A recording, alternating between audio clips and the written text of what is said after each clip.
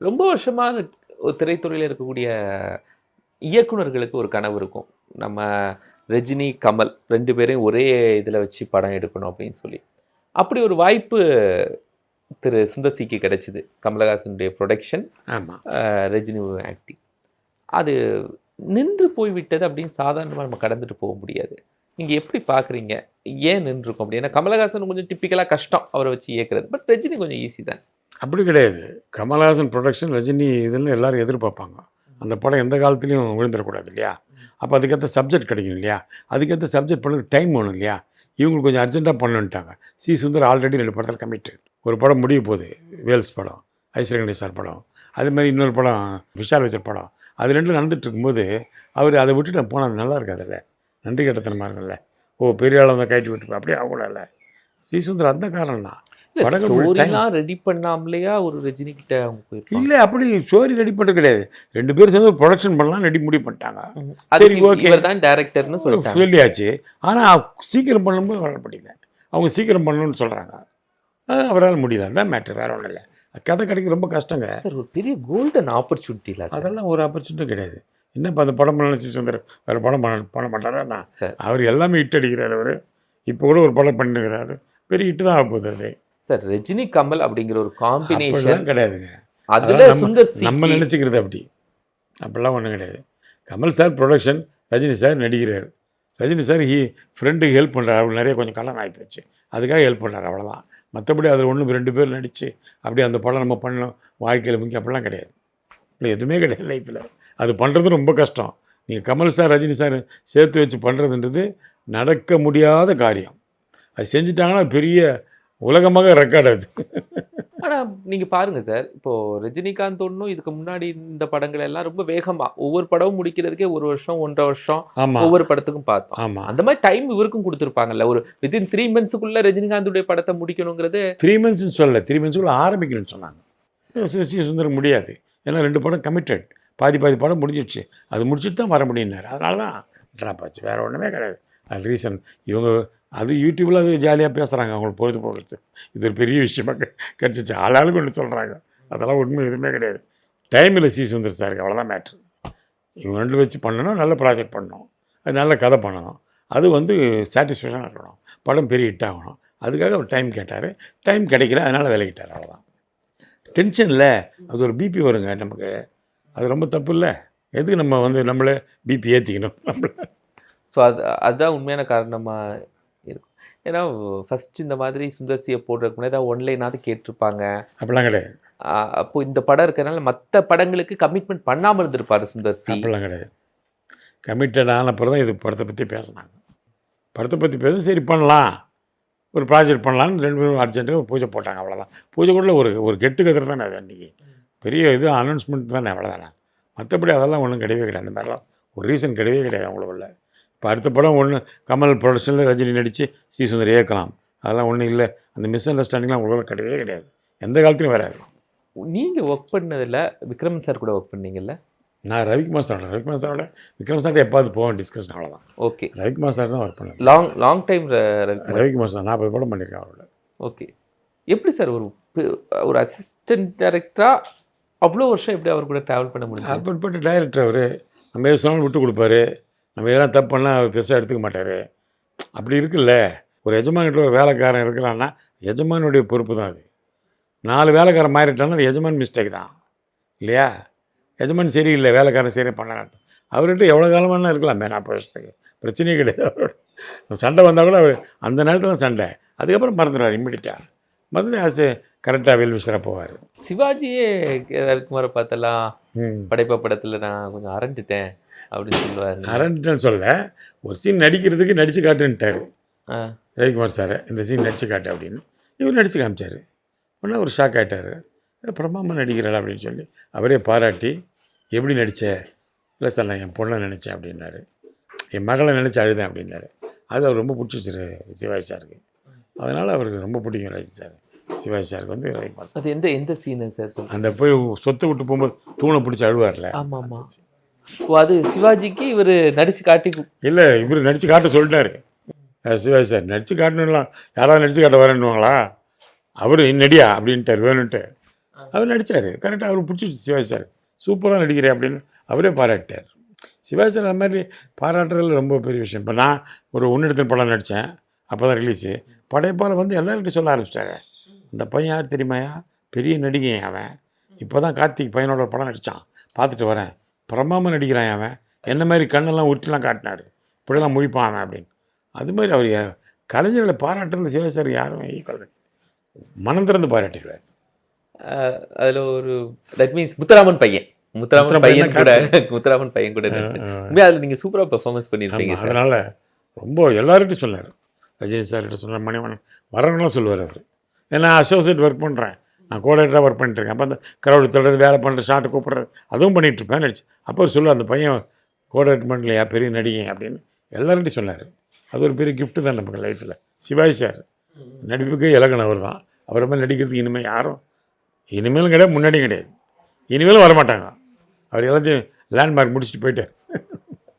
இப்போ அப்படி நடித்தா ஓவர் ஆக்டிங்னு சொல்லுவாங்களோ? அப்படியே கிடையாது, அப்படி நம்ம நினைக்கிறோம்.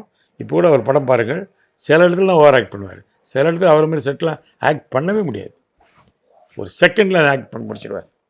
அதெல்லாம் யாராலையும் முடியாது. முதல் முறையில் பார்த்தீங்களா எப்படி சிலவங்களாம் கேட்பாங்க, சார் கொஞ்சம் அதிகமாக போகணும், அதுக்காக நடிக்கிறது தானே வழியா. அவர் ஓவர் ஆக்ட் பண்ணுற எண்ணெல்லாம் அவர் கிடையாது. அவர் நின்னால அது நடந்தாலே நல்லதான், பார்த்தாலே பார்வை தான், அவரை ஒன்றும் பண்ண முடியாது நீங்கள் எந்த காலத்துலையும். அதெல்லாம் ரொம்ப சாதாரண விஷயம் சிவாஜி சாரை பற்றி. ஃபஸ்ட்டு நீங்கள் நிறைய இதில் பண்ணியிருக்கீங்க, நாடகங்கள்லாம் சின்ன வயசில் பண்ணியிருக்கீங்க. ஆக்டராக வரும்போது ஏன் காமெடி ட்ராக்குள்ளே ட்ராவல் ஆகாது? அது விக்ரமன் சார் தான் கேட்கணும். அவர் தான் காமெடி ட்ராக்கில் சேர்த்து விட்டார். அவர் தானே உன்னிடத்தில் கொடுத்தாலும் காமெடி காமெடி அவர் டிசைட் பண்ணிட்டாரு. நான் இருக்கிற இடத்துல கொஞ்சம் கலகலான்னு பேசுவேன், கொஞ்சம் காமெடி பண்ணிகிட்ருப்பேன், எல்லோரும் கொஞ்சம் அரட்டை அடிப்பேன், அதெல்லாம் பண்ணுவேன். அதெல்லாம் விக்ரம் சார் வாட்ச் பண்ணியிருப்பார். சரி இவன் நடிகை நாய்க்கெல்லாம் முடிவு பண்ணிட்டாரு. அவர் முடிவு பண்ணதான் அது உன்னிடத்தில் கொடுத்தேன். எனக்கே தெரியாது அவ்வளோ பெரிய படம் ஹிட் ஆகுன்னு. அவ்வளோ பெரிய ஹிட் ஆகிடுச்சு அந்த படம். எல்லாமே அவர் தான் சொல்லிக் கொடுப்பாரு, இப்படி பாரு நடிங்க போங்க வாங்க, டைலாக்கெல்லாம் அவர் தான் உன்னிடத்தில் கொடுத்தார். அது பெரிய விஷயம் இல்லை. அவர் நம்மளை வாட்ச் பண்ணியிருக்காரு, என் பாடி லாங்குவேஜுக்கு ஏற்ற மாதிரி என் கேரக்டர்ஸ் இது பண்ணிட்டாரு, வடிவமைச்சிட்டாரு. ஸோ அதுக்கு பிறகு தான் வானத்தை போல அந்த படம். அதுக்கப்புறம் எல்லாமே அப்புறம் தான். அதுதான் ஃபஸ்ட்டு படம் உன்னிடத்தில் கொடுத்தேன் தான். வானத்தை போலே ஒரு ஒண்டர்ஃபுல்லான ஒன்று நினைத்து அந்த சினேகா கிட்ட பேச. ஆமாம், அது மாதிரி அவர் படம் எல்லாமே ஸ்கோரிங்காக இருக்கும் காமெடி. பம்பல் சம்பந்தம் இந்த படம்லாம் பார்த்தீங்கன்னா விழுந்து விழுந்து சிரிச்சுக்கிட்டே இருக்கலாம்ல. ஆமாம் ஆமாம். அப்போ அந்த ட்ரூப் எப்படி சார் இருந்துச்சு? அது கிரேசி மோகன், கமல்ஹாசன் 2 பேர், மௌலி 3 பேருமே கிங் ஆஃப் காமெடி. அதனால் ஸ்கோர் பண்ணிவிடுவாங்க 3 பேரும் சேர்ந்தா. நார்மலாக செட் எப்படி சார் இருக்கும் எல்லா ஆர்டிஸ்டையும் வச்சு பண்ணும்போது? ஆமாம், அது கமல் சார் ஜோக் அடித்தா உடனே கிரேசி மோகன் ஜோக் அடிப்பார், கிரேசி மோகன் ஜோக் அடித்தா உடனே மௌலி ஒரு ஜோக் அடிப்பார், மௌலி ஜோக் அடித்தா நான் ஒரு ஜோக் அடிப்பேன், உடனே மௌலி திட்டுவார், ரமேஷ் கண்ணா இன்டர்வல் இந்த சீனில் கிடையாது, நிறைய சீன் இருக்குதுன்னா இதோட ஸ்டாப் பண்ணணும்.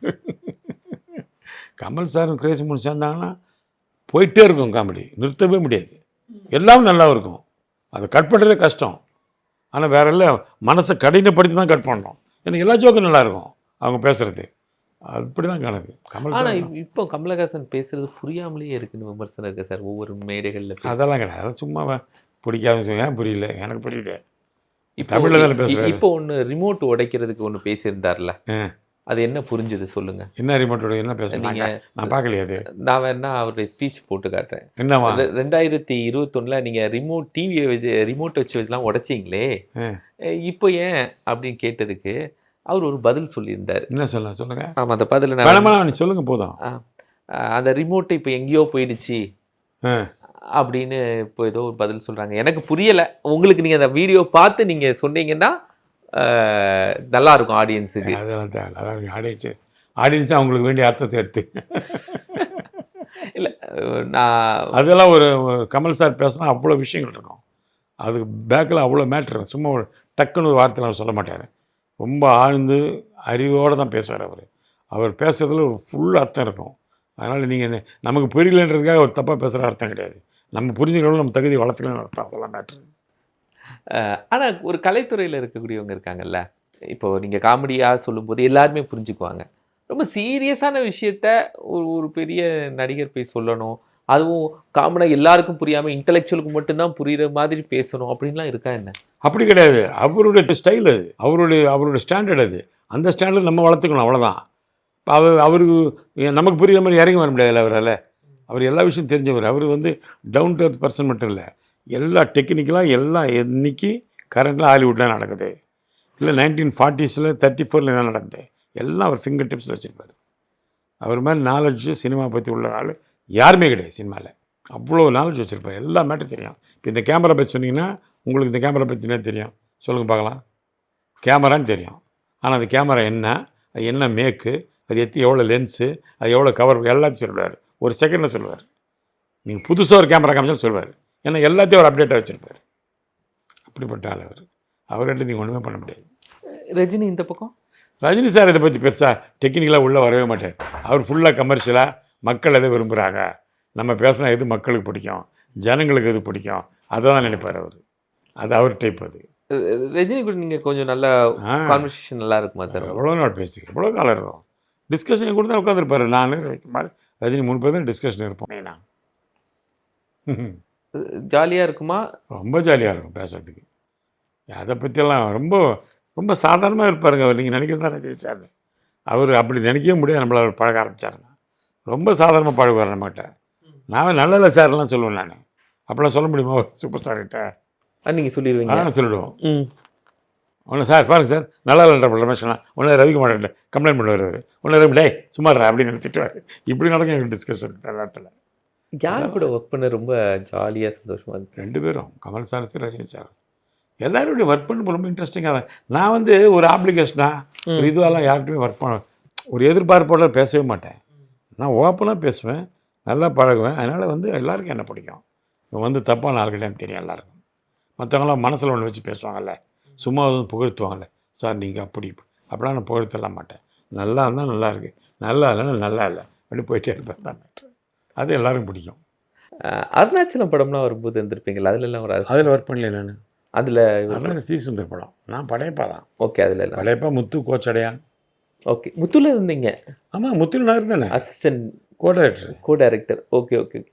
அது எப்படி சார் முத்து படம் இப்போ ரீகால் பண்ணால் எப்படி ஃபீலாக இருக்குது? நல்லா பெரிய சக்ஸஸ் இல்லை அந்த காலத்தில். அதை ரீகால் பண்ணும்போது உங்களுக்கு எப்படி ஃபீல் இருக்குது? ஒவ்வொரு காமெடியெல்லாம் நல்லா அற்புதமாக வந்துச்சுல காமெடி படம். அப்போல்லாம் ஒரு அரசியலுக்கு வர்ற ஒரு டைம் அது.